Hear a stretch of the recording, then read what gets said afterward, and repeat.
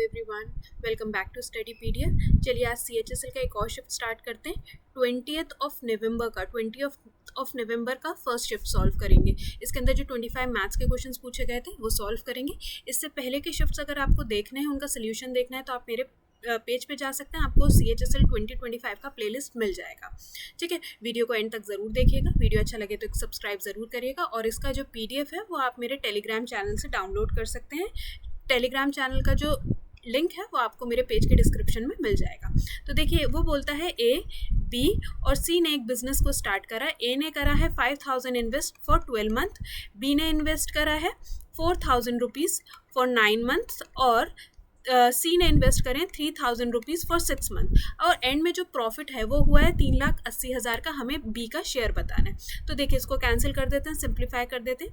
3 1 ज़ा, 3 3 ज़ा, और ये हो जाएगा 3 4 ज़ा, देन 2 3 ज़ा, 2 2 ज़ा, और देन ये 2 ज़ा। तो ये कितना हो गया? 10 इस 2 में 2 3 ज़ा 6, इस 2 में 9, सॉरी इस 2 में 3। ठीक है, तो इसका जो सम करेंगे, अगर मैं रेशियो का सम कर दूं तो 19, तो टोटल प्रॉफिट हुआ था 3,80,000। इसको 19 से डिवाइड करेंगे तो 19 2 ज़ा 38, पूरा 0 0 नहीं लिखते। और B का शेयर बताना है, तो B का जो प्रॉफिट शेयरिंग रेशियो आया वो कितना आया? 6, तो 2 6 ज़ा 12, 1,20,000 रुपये हम B को देंगे as a profit. Next question देखेंगे। देखिए A प्लस B का वैल्यू हमें दे रखा है 24, A² प्लस B² दे रखा है 320, और हमें निकालना है A प्लस B का होल क्यूब। तो देखिए, पहले हम A B निकाल लेंगे। ठीक है, A प्लस B का होल स्क्वायर कितना होता है? 576 इज इक्वल्स टू में 320 प्लस में 2AB। इसे पूरा कैलकुलेट करेंगे, आपके पास AB आ जाएगा 128। अब देखिए, A प्लस B का क्यूब निकालेंगे। तो देखिए, A प्लस B का whole cube is equals to में A cube plus B cube plus 3AB और A प्लस B। बस यही करना है।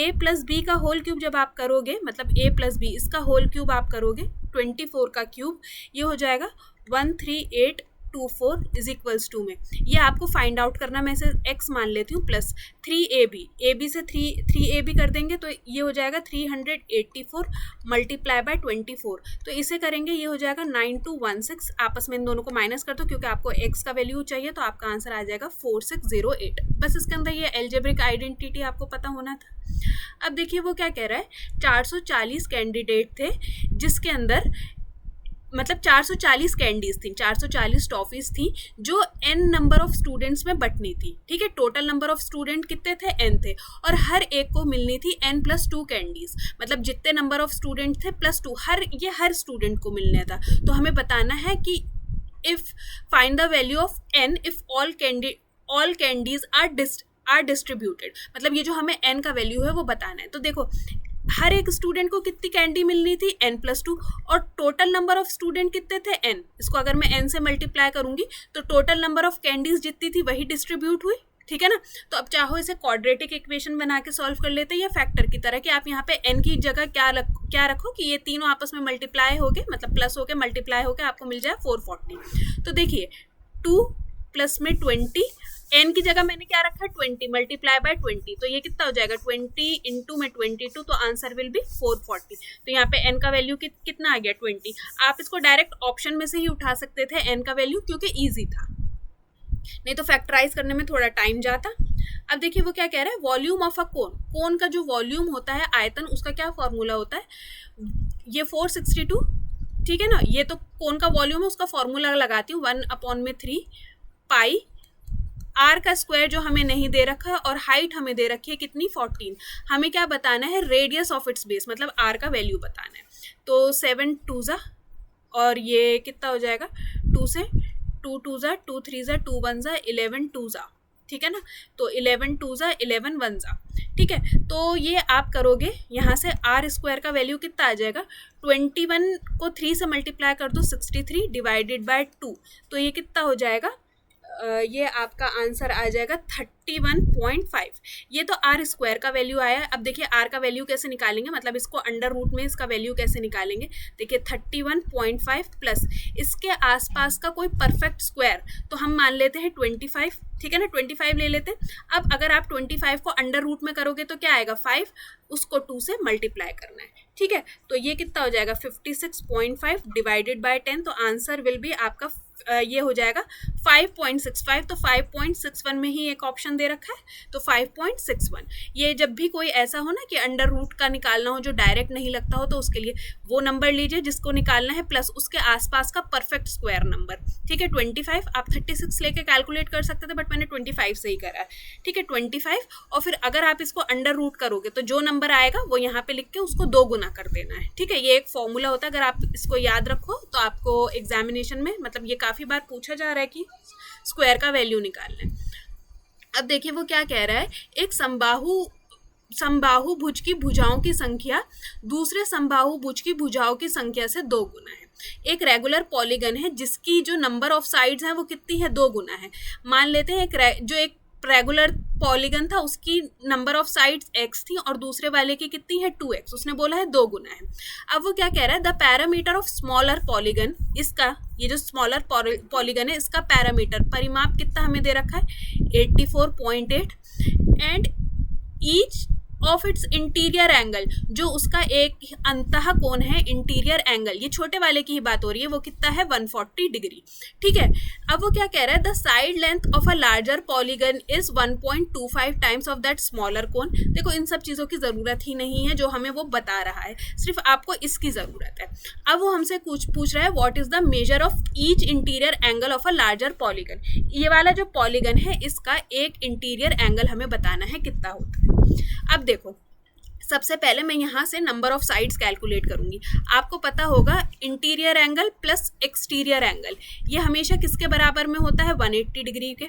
आपको इंटीरियर एंगल इसने दे रखा है ना, इंटीरियर एंगल है आपके पास 140, इसको आप 180 में से माइनस कर दो, माइनस का 180, तो आपको क्या मिलेगा एक्सटीरियर एंगल, जो यहाँ से कैलकुलेट करके आपका आ गया 40 डिग्री। एक्सटीरियर एंगल आ गया आपका 40 डिग्री। अब देखिए अगर आपके पास एक एक्सटीरियर एंगल है, ये हम कैसे निकालते हैं, एक एक्सटीरियर एंगल को क्या करते हैं 360 divided by number of sides. ठीक है ना, नंबर ऑफ साइड्स। तो देखिए एक एक्सटीरियर एंगल है आपके पास, यहाँ पे मैं इसको हटा देती हूँ। ठीक है, यहाँ पे मैं वैल्यू पुट कर देती हूँ, ये है 40 का। तो यहाँ से आपको जो n है, नंबर ऑफ साइड्स कितनी मिल गई n। ठीक है, तो ये वाला जो नंबर ऑफ साइड्स आ गई x की वैल्यू, ये आ गई 9, तो ये वाली जो नंबर ऑफ साइड्स हैं वो कितनी आ गई 18। इतनी बात समझ में आई।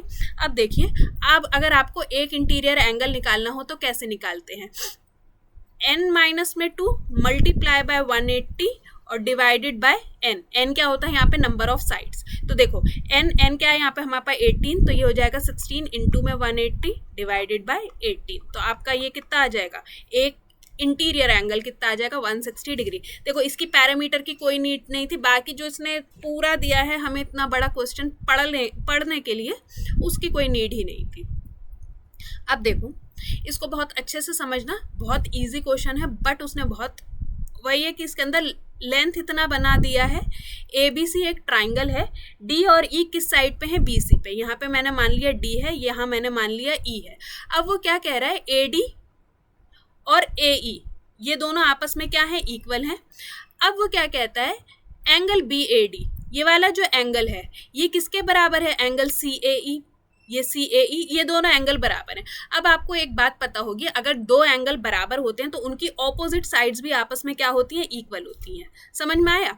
अब देखो अगर ये ट्राइंगल कॉर्नर के, अगर मैं ट्राइंगल्स की बात करूं, अगर ये साइड इस साइड के बराबर है, ये साइड इस साइड के बराबर है, तो ये साइड इस साइड के इक्वल है। ये बात आपको पता होनी चाहिए। अब देखिए वो AB कह रहा है ये 2P + 3 है, BD कितना है, BD है 2P, AC है 3Q - 1 और CE है हमारे पास Q है, हमें बताना है P + Q की वैल्यू। अब देखो इक्वेशंस आपके सामने बहुत इजी है, 2P किसके बराबर है, Q के, 2P = में Q। अब आप Q की जगह 2P भी रख सकते हो। सेकंड इक्वेशन में उसने क्या कहा है 2P + 3, लेकिन हमें पता है ये दोनों साइड्स इक्वल हैं, तो ये किसके इक्वल में आ गया 3Q - 1।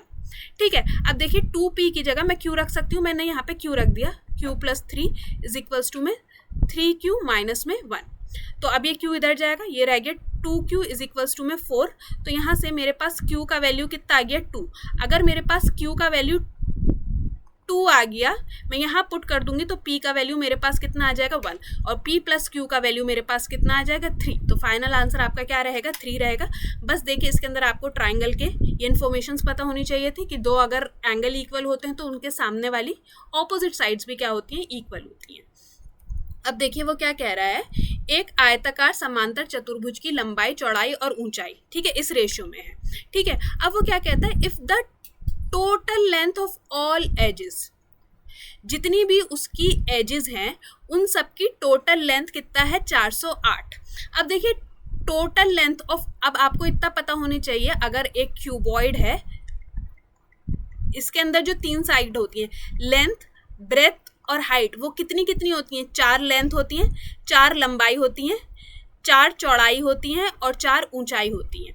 तो अगर मैं इनको 4 से मल्टीप्लाई कर दूं तो टोटल लेंथ निकल आएगी 2 4 2 8 प्लस 12x, ये इसको 8x मान लेते हैं, प्लस में 4 4 16x, ठीक है। आपको इतनी बात समझ में आई कि ये सारी क्या निकल आएगी, सारी लेंथ आ जाएंगी। तो 36x किसके बराबर में दिया है उसने 108, यहाँ से मेरे पास x का वैल्यू कितना आ गया 3। अब वो हमसे क्या कह रहा है, फाइंड द वॉल्यूम। वॉल्यूम निकालने के लिए क्या, इन सबको किससे मल्टीप्लाई करना है, 3 से, ये भी 3 से, ये भी 3 से, तो 2 3 6, 3 3 9 और 3 4 12। तो answer will be 648 cubic centimetre. अगला देखते हैं।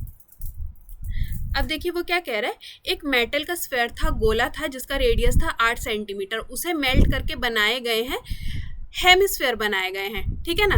अब आपको एक चीज़ पता होगी, मैंने बहुत बार बताया है, एक ऑब्जेक्ट को अगर आप मेल्ट करके दूसरा ऑब्जेक्ट बनाते हैं तो दोनों का वॉल्यूम क्या होता है, इक्वल होता है, वो जितने भी ऑब्जेक्ट्स बने, ठीक है। तो हेमिस्फेयर का उसने हमें रेडियस दे रखा है 6 सेंटीमीटर। हमसे पूछा जा रहा है find the total curve surface area of hemisphere combined, मतलब जितने हेमिस्फेयर बने हैं उनका सबका कर्व सरफेस एरिया बताना है, सभी अर्धगोलों का संयुक्त वक्र पृष्ठीय क्षेत्रफल। अब वो क्या होता है वक्र पृष्ठीय क्षेत्रफल, उसका फॉर्मूला होता है 2 पाई आर का स्क्वायर।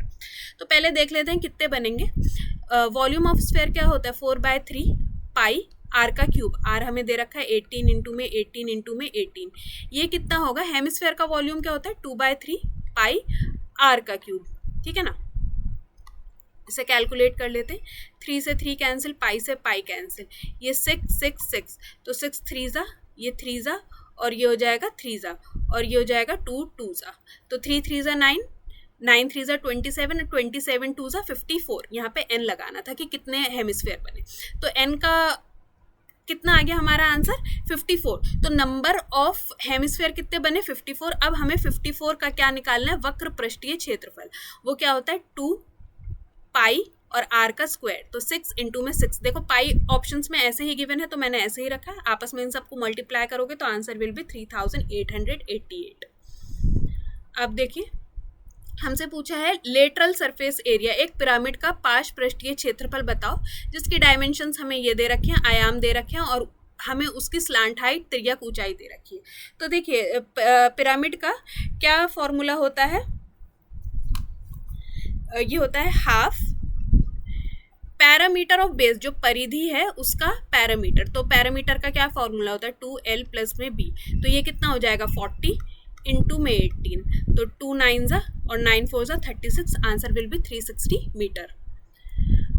अब देखिए वो क्या कह रहा है, एक आर्टिकल को बेचा गया है 10% के प्रॉफिट पे और दूसरे को बेचा गया है 20% के लॉस पे। हमें क्या बताना है, उनके क्रय मूल्यों का अनुपात निर्धारित कीजिए ताकि विक्रेता के लिए दोनों वस्तुओं का संयुक्त रूप से लाभ और हानि क्या हो, बराबर हो, ठीक है। तो देखिए कॉस्ट प्राइस का 10%, प्रॉफिट हुआ है 10%, ये किसके बराबर में होना चाहिए, कॉस्ट प्राइस का लॉस कितने का हुआ है 20% का, बस उसने यही कहा है CP1 और ये हो जाएगा CP2, ये इधर कैंसिल, ये इधर कैंसिल, तो इसका रेशियो कितना आ जाएगा 2 और इसका रेशियो कितना आएगा 1, तो आंसर विल बी 2:1 में 1। अब देखिए वो क्या कह रहा है, P और Q ने इन्वेस्ट करा है एक बिजनेस में, उनका प्रॉफिट शेयरिंग रेशियो कितना है 3:4। अब वो क्या कहता है, P ने इन्वेस्ट करा है 30,000, तो हमें पूछा जा रहा है Q ने कितना इन्वेस्ट करा है। तो देखिए जो प्रॉफिट शेयरिंग रेशियो होता है वही उनका इन्वेस्टमेंट का भी रेशियो होता है, इन्वेस्टमेंट इनटू में टाइम। तो 3 का मतलब है 30,000, तो 4 का मतलब कितना होगा 40,000। आगे चलते हैं। अब देखिए अब वो क्या कह रहा है, the sum of 3 numbers, 3 number हैं ए बी सी, उनका अगर हम सम करें मतलब उनको जोड़ दें तो वो कितना आएगा 3500, और उनका रेशियो दे रखा है कैसे, पहले मैं ए बी सी लिख देती हूँ। A:B हमें दे रखा है 2:3 और B:C हमें दे रखा है 4:5। अब देखिए इसे फिल इन द ब्लैंक की तरह फिल कर दो तो ये कितना हो जाएगा, इसे फिर ऐसे मल्टीप्लाई कर दो, 4 2 8, 3 4 12 और ये हो जाएगा 5 3 15। तो अगर आप इनका सम करो तो ये कितना हो जाएगा 35x। इसका वैल्यू हमें कितना दे रखा है 3500, तो एक यूनिट का वैल्यू हमारे पास कितना आ गया 100। तो हमें पूछा जा रहा है b का वैल्यू, तो b का रेशियो कितना है 12 इंटू में 100 1200। अब देखिए अब वो क्या कहता है, 6 आदमी प्लस 8 लड़के एक काम को मिलके 10 दिन में पूरा करते हैं, वही काम 26 आदमी और 48 लड़के मिलके 48 बॉयज़ मिलके करेंगे कितने दिन में, 2 दिन में कंप्लीट। तो हमें बताना है 15 आदमी और 4 लड़के मिलके उस काम को कितने दिन में पूरा करेंगे। तो सबसे पहले तो इनका यहाँ से एफिशिएंसी निकाल लेते हैं, फिर टोटल वर्क निकालेंगे और फिर ये पुट कर देंगे। देखिए 2 से ये कैंसिल, ये हो जाएगा 5, ये हो जाएगा 5 6 30 man plus 5 8 40 boy is equals to में 26 मैन प्लस में 48 बॉयज़। ठीक है, मैन वाले एक तरफ कर लेते हैं, 4 मैन इज इक्वल्स टू में 8 बॉयज़। तो ये हो जाएगा, तो मैन इस टू में बॉय का रेशियो कितना आ जाएगा, मैन का रेशियो आ जाएगा 4 है ना, ठीक है, सॉरी 4 1 4 4 2 8। तो मैन का रेशियो आ गया 2 और बॉय का रेशियो आ गया 1। मैं ये फर्स्ट इक्वेशन में रख देती हूँ, या आप 5 नहीं काटोगे, जब इक्वेशन बनाते हैं तो नॉर्मल पुरानी वाली ही इक्वेशन में रखेंगे। तो ये हो जाएगा 2 6 12 प्लस 8 1 8, ये हो जाएगा 20 इंटू में 10। तो टोटल वर्क कितना आ गया 200 यूनिट।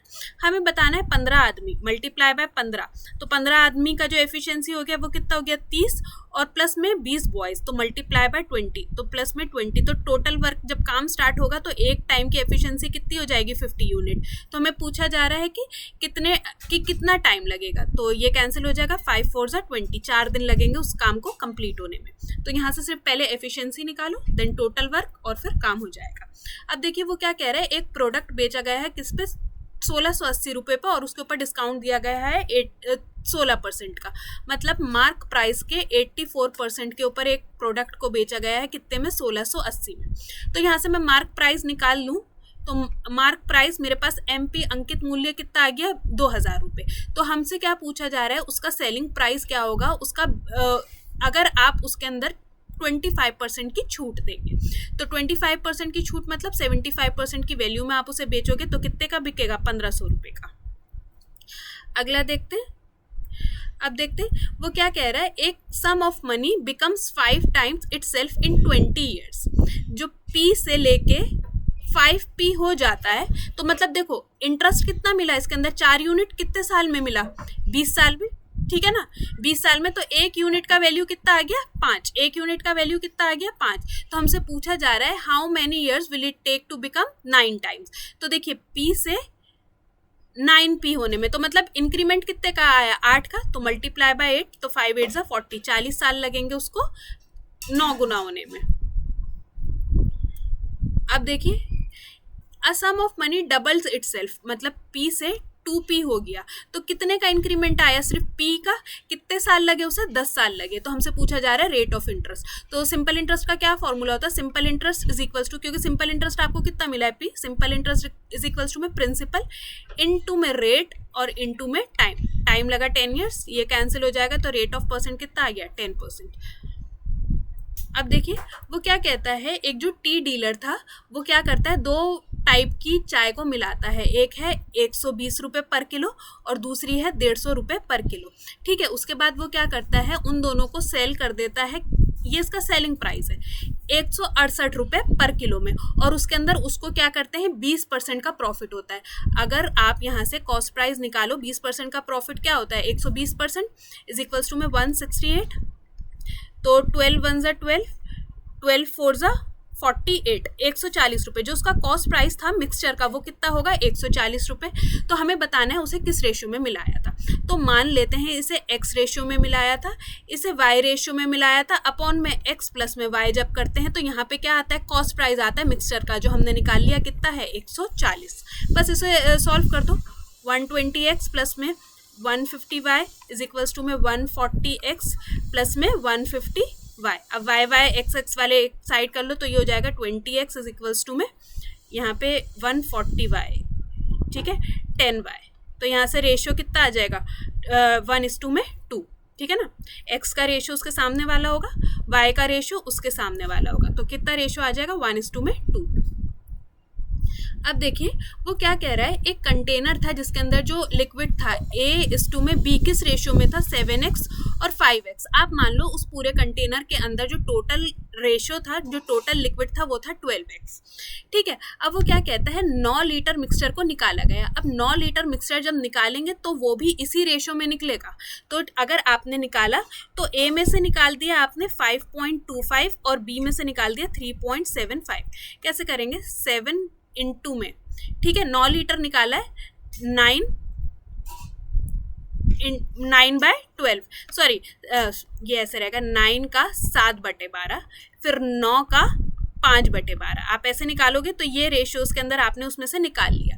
अब वो क्या कह रहा है उसके बाद उसके अंदर जो बी था, बी के अंदर ही सारा लिक्विड डाला गया, ठीक है, removed and the container is refilled with pure B. मतलब उसमें से जो निकाला था उसके अंदर सिर्फ 9 लीटर मिक्सचर जो है वो बी वाला ही डाला गया।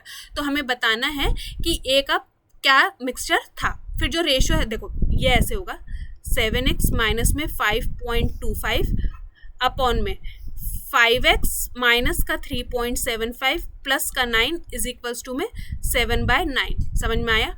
क्योंकि एंड के अंदर जो रेशियो आया वो क्या हो गया 7:9 में 9। तो यहाँ से आपको x का वैल्यू कितना मिल जाएगा 3। तो हमें बताना है a का कितना था, तो 3 7 21 लीटर उसके अंदर a का मिक्सचर था। अब देखिए अब वो क्या कहता है, एक सर्कल है जिसका रेडियस कितना है, मैं एक सर्कल बना लेती हूँ। एक सर्कल का रेडियस है 25 सेंटीमीटर, उसके अंदर कॉर्ड की लेंथ, अगर कॉर्ड की पूरी लेंथ कितनी है 48 तो आधी कितनी होगी, हो जाएगी 24, ठीक है।